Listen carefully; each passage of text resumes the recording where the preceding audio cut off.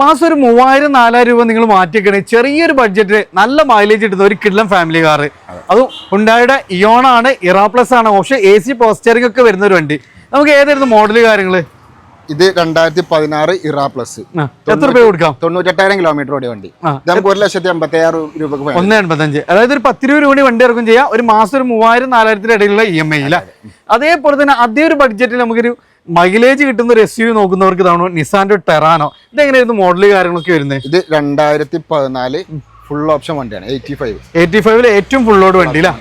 എത്ര രൂപയ്ക്ക് ചെയ്യാൻ പറ്റുന്നത്? ഇത് 3,70,000 രൂപക്ക് ഫൈനൽ ചെയ്ത് കൊടുക്കാം. 3,70,000, അത് നമുക്ക് 0 ഡൗൺ പേയ്മെന്റ് കൊടുക്കാം, ഫുൾ ലോണിൽ കൊടുക്കാം, മൈലേജ് കിട്ടുന്ന ഒരു SUV. അതേപോലെ തന്നെ ഇത്രയും കാലമായിട്ട് സിംഗിൾ ഓൺഷിപ്പിലും അതും 1,00,000 താഴെ കിലോമീറ്റർ മാത്രം ഓടിയിട്ടുള്ള VDI ഓപ്ഷനിൽ ഡീസൽ സ്വിഫ്റ്റ് അല്ലേ? ഏതായിരുന്നു മോഡൽ വരുന്നത്? ഇത് 2014 മോഡൽ VDI.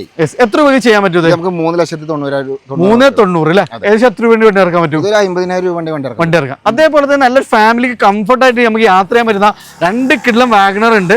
ഫസ്റ്റ് തന്നെ നമുക്ക് ഏറ്റവും ഫുൾ ലോഡിൽ വരുന്ന 2016 മോഡൽ VXi. എത്ര രൂപ ചെയ്യാൻ പറ്റുന്നത്? ഇത് നമുക്ക് 3,500 രൂപ കൊടുക്കാം. 3,500 രൂപ.